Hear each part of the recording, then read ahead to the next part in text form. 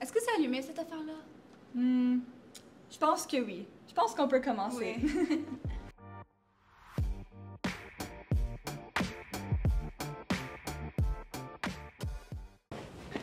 Bon, je pense que nous sommes maintenant prêts afin d'accueillir notre invité. Allons-y.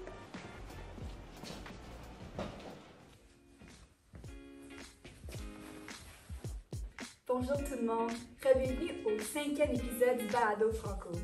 Je me présente Cassandra Macoron, votre animatrice de cette série.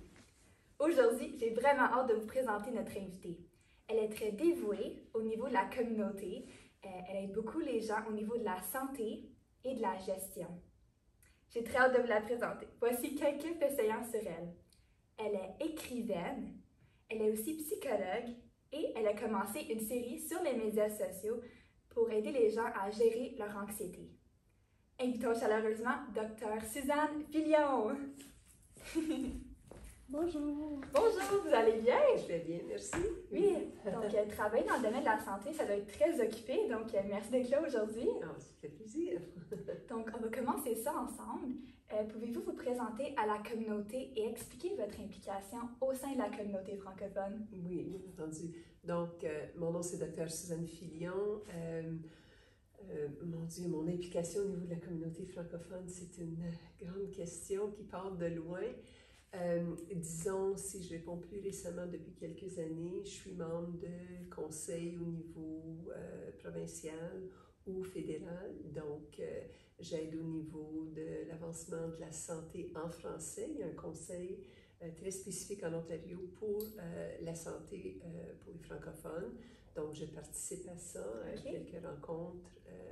Et en effet, on a quand même bon nombre de rencontres. Puis, aussi, j'ai fait partie de conseils pour le leadership en santé mentale ou tout simplement pour la santé en général. Comment améliorer la santé en Ontario et comment tenter d'éliminer la médecine de couloir. Et puis, ces deux derniers conseils-là, c'était vraiment tout se fait en anglais. Donc, je suis la petite voix francophone qui devient la grande voix francophone parfois, dépendant de ce qui se passe. Mais c'est surtout à ce niveau-là, je pense, là, c'est plus activement là, que je représente la francophonie. Oui, puis c'est un rôle vraiment important de pouvoir représenter les voix francophones de la région. Donc, est-ce que vous avez peut-être un moment coup de cœur ou un moment qui vous a marqué quand vous avez travaillé en tant que leader dans le conseil? Je dirais que oui, un moment qui m'a marqué, qui a été peut-être très difficile pour moi, c'est on tentait de mettre de quoi en place et puis vraiment on ne traitait pas des besoins particuliers des francophones. Puis les francophones ont des besoins particuliers différents par rapport à la santé mentale et la santé en général.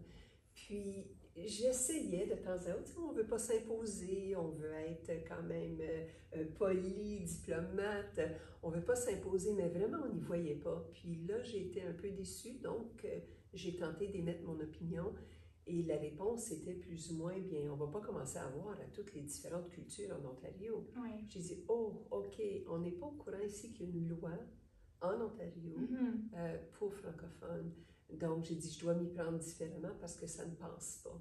Donc, c'est là où j'ai réalisé. Et avec l'appui de plusieurs personnes, j'ai placé des appels, j'ai tenté de voir, je vais vraiment devoir agir différemment. Ouais. Je dois être stratégique. Pas juste prendre pour acquis qu'on va me comprendre, puis on va tout changer, puis Ouais. on va tout donner également aux francophones. Donc, je dois être stratégique. Donc, je suis allée voir des personnes à l'extérieur du conseil qui ont pu influencer des personnes. Et j'ai invité quelqu'un aussi à ce moment-là pour pouvoir expliquer la loi, que les francophones, c'était pas comme, tu sais, on avait des droits. Donc, ça s'est bien passé, puis après ça, on dirait que ça a débloqué. Donc, tant ça a été difficile au début, tant je me suis dit, je dois faire quelque chose, je dois changer. Donc, ça m'a beaucoup aidé à avoir, va chercher de l'appui. Ouais. Tu n'es pas seul, même quand tu es inondé par des personnes qui ne semblent vraiment pas, honnêtement, pas comprendre. Ils sont ignorants dans le sens du terme qu'ils ne savent pas qu'il y a quelque chose qui existe pour les Franco-Ontariens. Oui, exact. Donc, ça a été une expérience très enrichissante. Oui. Oui. Définitivement. Je pense aussi à SOS Montfort, de pouvoir se battre pour pouvoir avoir des droits, des services en français. Quand on se fait servir à l'hôpital ou même dans des centres de santé, quand on a mal, on ne veut pas penser deux fois avant de parler, on veut pouvoir se faire servir en français. Donc, c'est vraiment important d'avoir des leaders comme vous dans la communauté qui se battent pour nos droits en français. Donc, wow, c'est vraiment inspirant comme histoire. Merci pour votre partage. Ah, bien, ça va. Donc, vous travaillez dans le domaine de la santé. Vous avez parlé qu'il y a aussi différents francophones. Je pense que vous avez peut-être entendu différentes expressions, des différents accents. Est-ce que vous avez déjà vécu de l'insécurité linguistique? Et si oui, comment est-ce que vous l'aviez gérée? Tu sais, quand j'ai vu cette question que possiblement vous étiez pour me la poser, Oui. ma première réaction, c'était absolument, absolument. Ouais. J'ai vécu et je vis encore de l'insécurité linguistique. Je pense que c'est surtout dans mes vingtaines que ça a commencé, quand j'ai réalisé que, on se fait juger pour certains accents. Ouais. C'est intéressant, j'ai dit. Puis, à un moment donné, moi j'étais enseignante avant d'être psychologue, puis je devais faire un stage à l'Université d'Ottawa et je le faisais, bien, je n'oserais pas nommer l'endroit où je faisais mon stage. Et dans le temps, j'étais enseignante en langue seconde. J'ai jamais enseigné en langue seconde, j'ai toujours enseigné à des écoles secondaires francophones. Mais on m'a échoué, on m'a échoué parce que je roule mes R. Ah ouais! Et l'Université d'Ottawa fait quoi? Ouais. J'étais quand même une étudiante qui aimait étudier, qui réussissait quand même relativement bien. Puis j'ai dit « wow! » Et là, je suis devenue consciente de comment je parle, ce que je dis, comment ça peut influencer. Et que parfois, on peut écouter non pas le message, mais comment le message est transmis. Et puis, donc, au début, je pense que j'ai passé différentes périodes de ma vie. Au début, j'essayais de tout changer. OK, je dois parler mieux, je dois changer ci, je dois avoir les bons mots, je dois dire à tout le monde de me corriger. Puis, je suis allée m'éduquer. J'ai lu là, Annette Boudreau qui parle de l'insécurité linguistique. J'ai essayé de m'éduquer. Ouais. Puis, finalement, j'en suis au point où, vous savez quoi, si vous n'aimez pas, si vous n'aimez pas comment je parle, bien, c'est de valeur pour vous parce que c'est beau. C'est beau. Ouais. Les accents du nord de l'Ontario, de l'est, de l'ouest, les franco-manitobains, c'est beau. C'est beau. Puis j'aime ça. Donc, je me dis, c'est ce que ça va être. Je parle comme je parle, puis that's it, that's all. Oui, justement. Mais j'essaie toujours de m'améliorer, j'essaie d'apprendre, puis je t'admets qu'écrire un livre, ça vraiment, ça m'a fait sauter, je pense, d'un cran à apprendre quel bon mot on utilise dans quel genre. Mais je m'en fiche. Quand je suis avec mes amis, là, j'ai plusieurs amis. Mes amis de filles, c'est encore mes amis de Cornwall. Okay. Puis on se rencontre là, demain soir, on a une petite fête. Puis, tu sais, ça va être... on s'adapte au niveau là où on est, on s'amuse, on fête ensemble, on parle en français. Puis on transmet ça à nos enfants. C'est ce qui est beau. Ouais, donc, oui, je l'ai vécu, puis je pense que ça vient encore me chercher, mais je pense que ça s'assoit mieux chez moi. Là. Tu sais, je peux le vivre mieux. Oui, je comprends. Puis de mon côté aussi, en grandissant, j'ai grandi avec une famille francophone. J'ai toujours parlé en français. J'ai dû m'adapter pour parler anglais. J'ai aussi de la famille qui vient du Québec, donc j'avais un accent différent. Ouais. Et je me faisais dire aussi, quand j'allais magasiner au Québec, les gens me disaient « Ah, t'es une anglophone, t'as un accent quand vous parlez. » Je disais « Ouais, mais c'est parce que je viens de l'Ontario, donc c'est normal. On a tous ces accents, ça représente d'où on vient. » Donc, comme vous avez dit, moi je pensais aussi qu'avoir un accent, c'était quelque chose de néfaste. Mais en réalité, avoir un accent, c'est pas néfaste. Ça représente la diversité de la culture, notre héritage. Donc, ouais, c'est vraiment important d'en parler. Oui, tu me fais penser, je vais faire une présentation à un moment donné à Québec, puis par la suite, un groupe de personnes sont venues me voir et m'ont dit « Ah, pour une anglophone, t'as tellement bien fait. » Ah ouais. Là, ça m'a pris quelques minutes pour dire « Merci, mais ma langue maternelle, c'est le français. C'est notre accent. » Ben, puis, oui, c'est beau. Oui, c'est important de dire que les francophones, ça existe hors de la province du Québec aussi. C'est franco-canadien. Exact. Parlons aussi de l'anxiété. Quand on a une pensée courante là, dans notre tête, comme l'insécurité linguistique, justement, qui affecte la manière qu'on interagit avec les autres, est-ce que vous avez des trucs pour comment gérer une pensée qui devient tellement forte qu'on ne peut pas la contrôler? Bien, excellente question. Je pense que quand tu es dans le feu de l'action, moi je sais, parce qu'évidemment j'ai traité plusieurs personnes dans le domaine au niveau de l'anxiété, c'est un de mes dadas. Quand tu es dans le feu de l'action, puis disons que tu hésites, j'ai vu des personnes ne pas vouloir parler, se taire, littéralement se taire, parce qu'ils disent ça va pas bien sortir, ou ça va être une gaffe, ou on va rire de moi.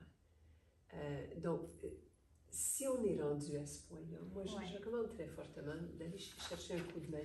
Parce que derrière cette anxiété-là, il y a des pensées telles on va rire de moi, je vais mal paraître. Puis il y a des pensées qu'on appelle encore plus profondes.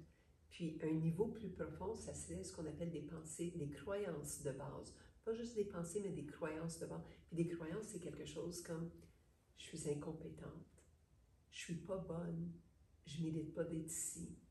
Ça, c'est plus profond. Donc, on doit vraiment regarder aux pensées. Je ne suis pas capable, on va rire de moi. Et on doit se mettre au défi. Comme si on est une troisième personne ou une autre personne qui se regarde et qui dit « Vraiment là?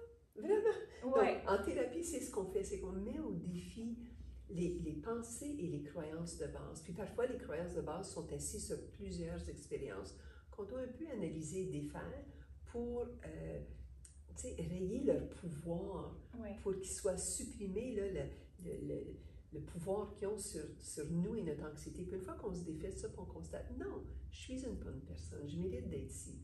Et c'est OK si je parle. Et si ça sort tout croche, c'est comme un musicien qui joue une mauvaise note, et puis le restant du groupe part jouer, puis on continue. Et après, ça change quoi?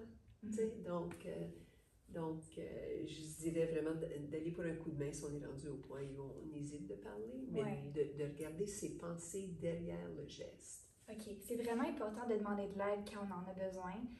On a des ressources comme vous, justement, qui pourraient aider les gens qui ont peut-être des pensées très anxieuses, qui influencent la manière qu'ils agissent ou qu'ils vivent à tous les jours au quotidien. Comme moi-même, j'ai vécu beaucoup d'anxiété quand j'étais plus petite et même aujourd'hui. Je pensais au début que c'est l'anxiété qui me contrôlait moi. Et ensuite, avec le temps, j'ai réalisé, non, c'est pas l'anxiété qui me contrôle, c'est moi qui contrôle mon anxiété. Donc, c'est vraiment important ce que vous dites. Mais si jamais on vit des pensées comme ça, est-ce qu'il y aurait peut-être des petits trucs qu'on pourrait essayer de faire pour diminuer cette anxiété-là? Tu veux dire quand ça se passe, dans le moment présent? Bien, disons, par exemple, que moi, j'étais anxieuse présentement. Okay? Puis je suis dans un environnement assez nouveau, puis là, je sens que tu vas me poser des questions, je ne sais pas ce qui s'en vient. Quelque chose d'important, c'est peut-être aussi de se centrer. Donc, ce que je ferais, c'est je mettrais mon autre pied par terre, puis je les mets plats par terre, puis je sens ce qui est autour de moi. Parce que parfois, on se perd, puis on devient plus anxieux. Donc, je sens mes deux pieds par terre. Vous voyez, je mets ma main ici, je sens le sofa. Tu sais, je peux mettre mon autre main là. Je prends une grande respiration. J'essaie de faire en sorte que ça descend jusqu'ici. Parce que quand on respire, si on voit ça, ça ne descend pas. On peut le faire, on relaxe plus. Puis on baisse les épaules. C'est toujours, sors tes épaules dans tes oreilles. Donc, on descend un peu. Puis on essaie. Donc, ça relaxe les cordes vocales, ça relaxe la poitrine. Puis là, tu sais, on essaie de continuer. Puis on essaie de ressentir, de rester, avoir des points de contact aussi. OK, c'est un super bon truc. Merci beaucoup. Je suis certaine que ce truc-là va aider les gens à la maison qui vivent de l'anxiété. C'est quand même quelque chose de très commun chez les gens. Donc, merci beaucoup.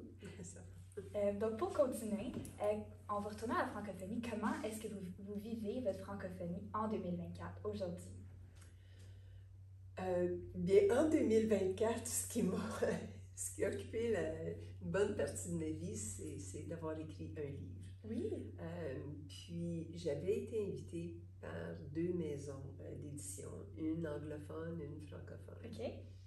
Et la maison d'édition m'a invitée il y a quelques années passées. Puis j'ai dit, je dois y réfléchir, je ne suis pas certaine, Puis j'étais super occupée, j'avais vraiment pas le temps. J'ai changé. Moi, j'étais à l'hôpital d'Hawkesbury et j'ai laissé l'hôpital en 2021 et j'ai commencé quelque chose d'un peu différent. Et j'ai quelques petites ouvertures ici et là. Donc, j'ai mes soirées, j'ai mes week-ends, ce que je n'avais pas avant. Ouais, c'est bien. Donc, maintenant, j'ai pu écrire en soirée, les week-ends et tout ça. Puis, tu sais, je me suis dit, OK, l'écrire en anglais, il y a un plus grand public, tu sais, il y a les États-Unis, il y a tout le Canada. Ouais.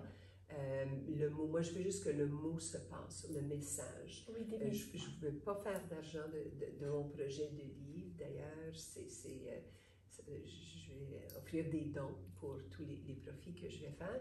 Donc, c'était pas le fait de faire plus d'argent en anglais ou en français, c'était pas le point, mais que le message puisse être propagé à un plus grand nombre de personnes. Oui. Mais là, je me suis dit, oui, mais je n'étais juste pas capable. J'ai dit, non, il faut que ça sorte en français. Je voulais vraiment que ce soit en français. Je me sens plus intègre, honnête, puis moi-même. J'ai dit, si après on traduit, bien tant mieux. Mais j'ai dit, d'abord et avant tout, ça doit se faire en français. Donc, je dirais que je vis ma francophonie vraiment à ce niveau-là.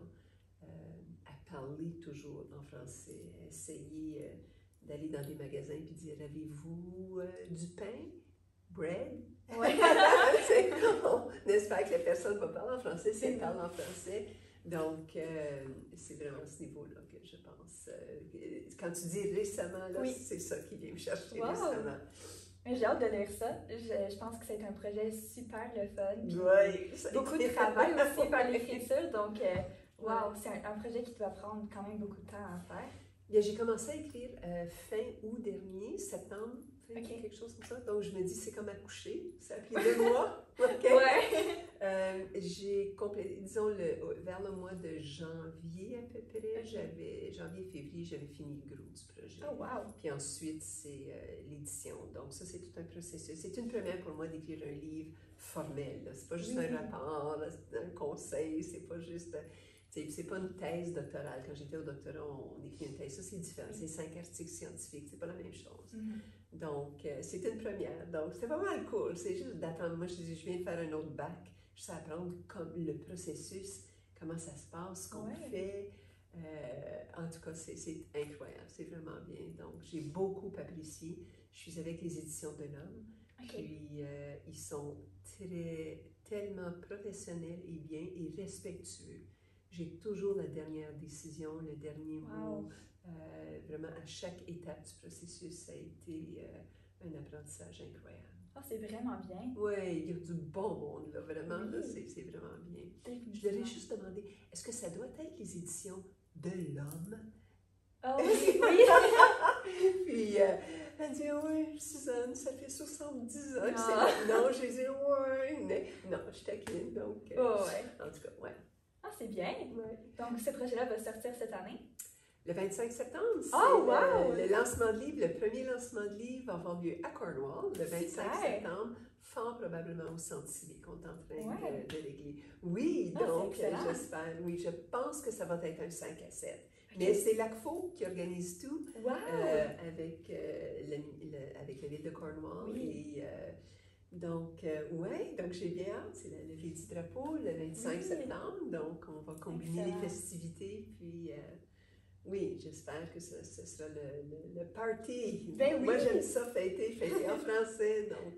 Donc, même les gens à la maison, le 25 septembre, allez acheter son livre. Ça va vraiment être super bien. Bien, il va y en avoir cette soirée-là. Un prix rabais, un prix d'auteur. Puis encore, comme je dis, les profits vont être remis à des organisations en santé mentale ou non, qui ne sont pas nécessairement en santé mentale, mais qui vont dépenser les sous pour le bien-être de leurs employés ou le bien-être de leur clientèle ou quelque chose qui a à voir avec la santé. Je ne vais pas faire les suivis là, où vous allez dépenser vos sous, mais je fais confiance à l'engagement que ça va aller vers la santé mentale dans la communauté. Ah, mais c'est vraiment beau comme geste. Je pense que la communauté va vraiment apprécier. Puis... Mais moi, j'ai hâte. Moi, j'ai hâte de maintenant que le travail est fait, que la période de gestation est faite. Après ça, on fête la naissance. Super! Donc, wow, c'est vraiment super beau. Quelque chose de super beau qui s'en vient. Donc, je pense que la communauté va aimer fêter ça avec vous. Je sais que vous avez fait aussi une série en ligne sur comment gérer l'anxiété en français et en anglais, justement. Donc, c'est vraiment important que vous avez fait ça pour pouvoir aider les gens pendant la COVID. Ouais. Donc, pouvez-vous parler de ça peut-être? Ah, c'est intéressant que tu parles de ça, puis que ça fait un bout de temps que j'ai pas, disons, pensé à ces émissions-là. Il y a 8 émissions. Moi, j'habitais, donc moi, je suis native de Cornwall. Je suis déménagée à Alexandria pour une trentaine d'années. OK. Et on est déménagé à Ottawa. Oui. Et à Ottawa, j'habitais dans un condo. Puis au début de la COVID, je me suis beaucoup interrogée. Donc, je me suis dit, j'allais à l'hôpital tous les jours.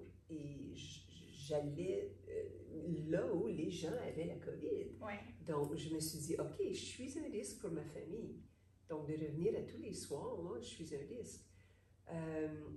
Donc, on a décidé que j'étais pour aller vivre dans une roulotte. Wow! Donc, J'avais vu ça! le mois de, je pense que c'est mars, avril, mai, juin, j'ai habité dans une roulotte. OK.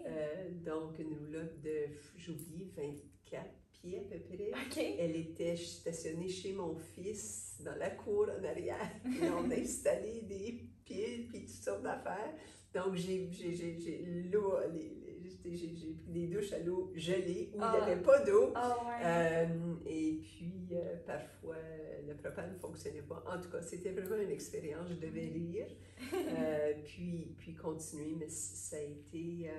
Donc, quand j'étais là, je crois que première émission, c'était d'Ottawa, Filion sur le balcon. Oui. C'est pour ça, parce que j'avais fait une émission sur le balcon à Ottawa.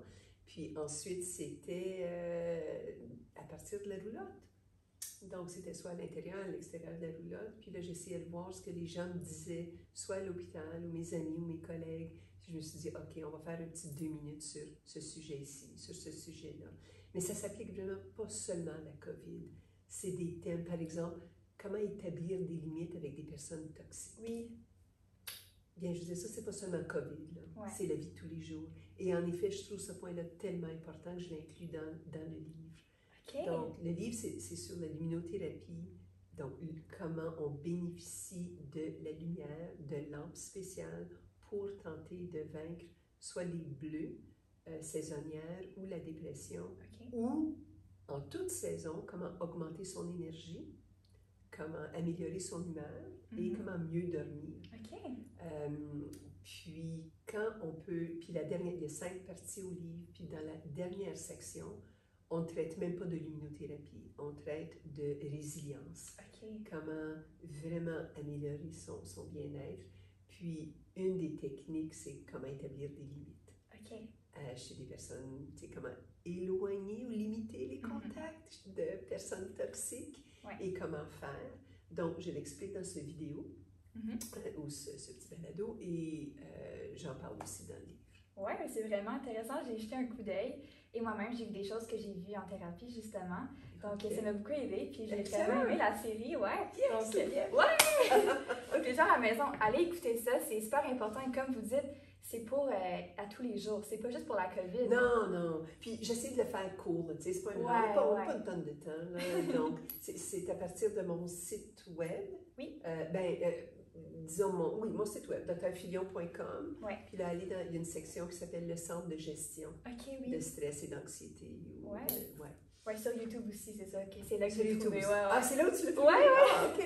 Ouais, OK. Donc, non, c'était vraiment super puis thérapeutique. Puis j'ai pris le temps d'écouter. Puis, non, c'est vraiment super comme contenu. Allez voir ça. Donc, je pense que c'est un bon moment pour pouvoir choisir le festival de la francophonie de la communauté SDG. Qu'est-ce que vous en dites? Absolument. OK, donc je vais choisir un petit papier. Oui, madame. Donc, moi, j'aime les petits dans le coin, là. Voilà. OK, super. Alors, la Semaine française est un événement marquant lors des années 60. Les francophones s'y réunissaient afin d'honorer leur tradition.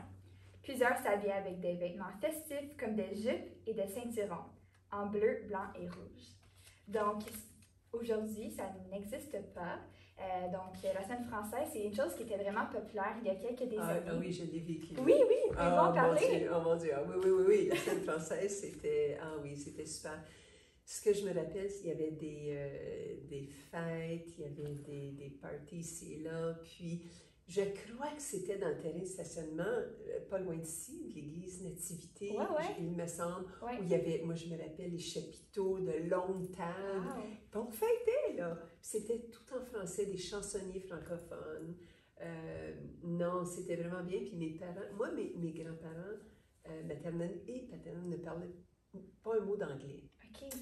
Puis mes parents, eux, avec toutes les lois qui ont changé, sont allés à des écoles anglophones, Mhm. mais parlaient en français. Donc, moi, je suis élevée où la lecture, c'était plus facile pour mes parents en anglais, malheureusement. Bien, en tout cas, c'est historique, cette question-là des écoles. Mais on parlait en français. Donc, évidemment, mes parents avaient peut-être un français un petit peu cassé parce que... Mais ils parlent en français. Ben oui. Puis c'était certain que nous, on était pour aller à des écoles francophones et tout.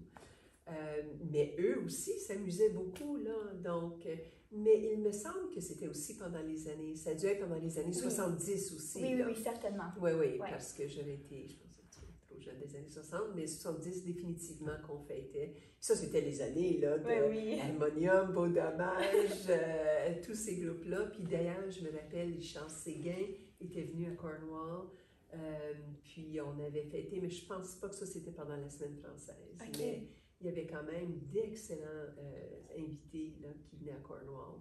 Et encore aujourd'hui, je pense que c'est beau. La communauté francophone se réunit quand il y a des fêtes, quand il y a quoi? Tel le 25 septembre. Oui, exact. On va fêter. C'est super bien de vous entendre parler de ça parce qu'on n'en parle pas vraiment et c'est quelque chose d'important, ça fait partie de notre histoire. Donc, merci beaucoup pour le partage. Ça me fait plaisir. Donc, c'est comme ça qu'on va conclure le balado d'aujourd'hui. Merci beaucoup, Dr. Suzanne Filion, d'avoir été ici. Merci à vous. Donc, venu vous racheter quelque chose? Merci à toi.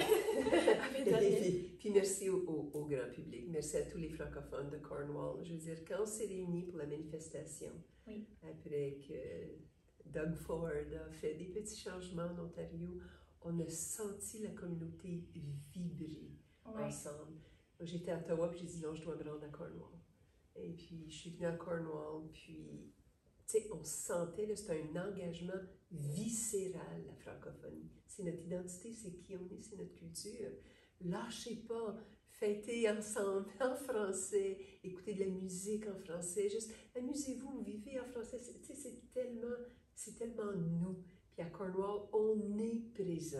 Oh, oui. On est présent. Donc, il faut se le dire, il faut se faire voir, se faire entendre.